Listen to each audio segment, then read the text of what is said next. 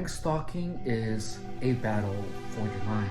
As a target, what you have to do is keep your mind not thinking about gang stalking, which is difficult, especially if you are in the harassment phase. As of now, I am still getting harassed. I thought it was over. However, yesterday I was harassed, and 2 months ago I was also harassed. Let me tell you what happened. I was simply on a walk when I passed these kids, and I passed them and I was called crazy. And then yesterday I was on another one and I was done.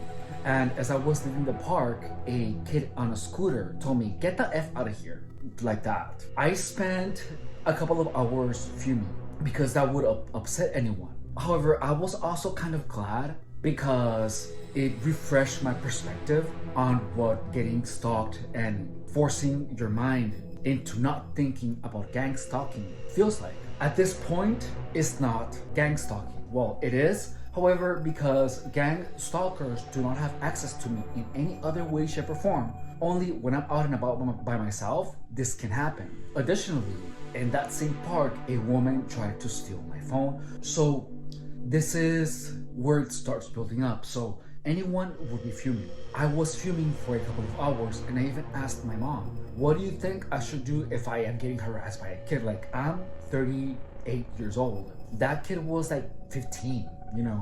My mom's answer was just to call the cops. So what I'm gonna do is that I'm simply gonna change my schedule around, because since I am never available to get harassed, the actual gang stalking harassment doesn't happen often. What happens with this type of harassment, because since you're facing away, you never know if it's towards you. It feels like it's towards you, but the truth is that you're never sure, because these are people that you don't know. So my mind began making the assumption that it was for me, and the truth is that I know it was towards me. I was paying attention to what my mind was doing after this kid's harassment. So I found myself remembering other times where people were mean to me. This is where it gets tricky, because when you don't get stalked, when you don't get gang stalked, nor continuously harassed, you start thinking about the other times where you had similar experiences, where some weird person just was cursing at you or just being really weird towards you for no apparent reason. This is where life changes, because in reality, there's always someone who's gonna be weird, crazy, and call you like weird things, even if you're kids. And even though as a target, it happens to you significantly more often to normal people or to people that haven't been stalked, what targets claim as gang stalking activity, the verbal harassment, everyone else sees it as just some weird, crazy person being mean to you. Because in the end, that's what it boils down to. However, these people have not experienced gang stalking, because gang stalking is a lot of people being really weird and being really mean to one person in a very short amount of time. Before gang stalking, someone is gonna steal something here and there, someone is gonna call you some mean thing here and there, and that's normal life. But when you are getting gang stalked, your previous experiences make the assumption that whoever is harassing you is part of a group. That in itself is the hardest thing to reverse when you're a target, because since forever there's always people that are mean, there's always people that steal, there's always people that mess with your stuff. And as you go on about life, these things are gonna happen for the rest of your life. Just like pimples, you know, you're gonna get one here and there. And I structured my life so that I am not available to get harassed as frequently, you know. So I even moved my workouts to another time of the day where the probability of any of these people being available to harass me would be minuscule. So far, it has worked. One thing that I have to say though is that making these videos and talking about the experiences helps tremendously. Like, it helps you kind of organize your emotions, it helps you make sense of it, and it puts your thoughts into perspective. Additionally, because of the recent experience, I remembered what my technique was in order to keep my mind from thinking of gang stalking. Like, if you're getting targeted, you have to know that the more you fume about the harassment, the more you think about it, the worse it is for you. You have to get yourself out of the targeted perspective, and you have to see it for what it truly is, which is just someone being mean to you. To be honest, when you're getting targeted, you simply are always caught off guard and someone tells you something, so you really never have a time to react because you're not expecting it. There's a reason why these people don't say those things to your face. And that's what actually gets me upset, that it is done in such a way that you simply don't have time to react. It's not because I don't want to say anything, so I'm gonna do what my mom suggested. I just have to. I'm gonna just... And the fact that you're caught off guard works against you because you're just holding the anger inside. You have no idea how bad I wanted to tell the freaking kid to go F himself. Which is why I spoke to my mom. What can I do? Because I don't want to get in trouble either. If this keeps happening, since it's only one kid, I'm gonna just go to the police because I don't want to get myself involved in anything that can cause me problems later. I'm gonna snap a picture of the kid, I'm gonna document everything that the kid has done and said, and I'm gonna go to the police department and tell them to do something about it because I'm not gonna get in trouble for some kid harassing me. You know what I mean? Especially coming from a grown man. It's something hard to deal with. Fortunately, I can select my own schedule, so I'm gonna do as much as possible in order to make these encounters as less frequent as possible. That honestly should fix the problem, and that's gonna be my solution. It's just strange when you have some weird kid harassing you continuously. You know what I mean? It's just so uncalled for and unexpected that you don't know what to do. Also, when I'm running, these kids there's two. There's one in a motorcycle. There's one in a motorized scooter, and there's another one in a bicycle. And when I'm running, they purposely get in my way, which, because I never expect that to happen, I never stop and I just keep running and they stay out of my way. But I had these kids actually pretend like they're gonna get in my way, They always end up moving out of the way, so they're more scared of me, as they should. But the harassment is real, dude. So I'm gonna keep you updated on that as we go on. But what I'm gonna do is that I'm just gonna do my runs earlier. That way the encounters with these things, with these children of the corn, is minimized. When you fume and when you're upset and you're thinking about this, it makes things worse for you. And it's normal to fume about these things. But when you're getting a lot of these encounters happening to you back to back, you find yourself continuously thinking about it, which is the goal. Gang stalking is a game where people make you be thinking about something all the time, and it's incredibly effective. It just works. It's just effective. So I have a technique of snapping out of it immediately and staying off of it. And the way that you do this is by simply saying an affirmation and keep your mind's eye busy with anything else that has nothing to do with these experiences. So you want to be imagining something entertaining, something funny, something that you like to think about, while you keep your mind repeating something else that will keep you off the thoughts of gang stalking. Because when you look at it from an outsider's perspective, it is just someone saying mean things to you. And as silly as that might sound, these things actually have an effect. Like you keep thinking about gang stalking a lot. So how you snap out of it is that as soon as you have an encounter about it, the truth is that there's not really much you can do. It's really a game of minds. Are you gonna let someone control what you think about? If you're a target that wants to beat gang stalking, you have to think who's in charge of my mind? Stalkers or you? Harassers or you? It's you, it's your mind. So you have to actively work on steering your mind to think on what you want to think about. This is the biggest thing of gang stalking, is that most of us do not understand how we can actually stop thinking about it. But the way that you stop thinking about it is that you simply actively try to think and imagine things that have nothing to do with gang stalking. You do that continuously. And once you do that, the harassment becomes less significant.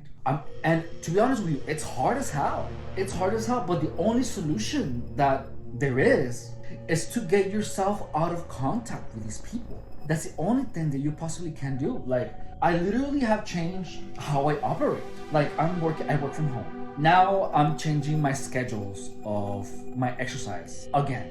And now I have to change the schedule of my running again because I don't want to meet the woman that tries to steal my phone again. Oh, and by the way, the access to the sprinklers to the park are right there. So every time I go running, the woman would go and turn them on. So I always found my way around it. Like, if the sprinklers were on, I would just go and run like on the edges of the park, which is fine for me. Like, I don't care. But the fact that I had a woman go and turn on the sprinklers whenever I go on a run is kind of crazy, you know? So I changed my schedule and I work from home where I am hard to get to. That's the only thing I can do.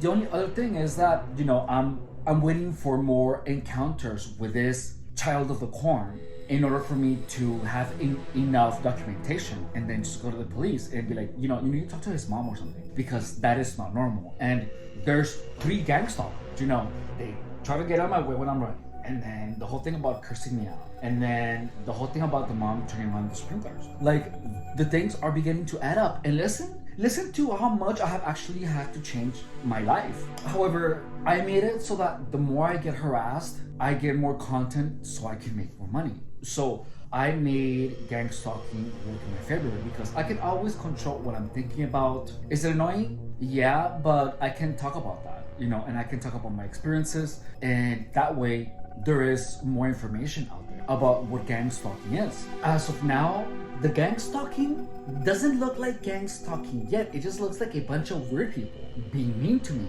And thankfully, it is not gonna get any worse than that for me because I am not available for harassment. I'm busy.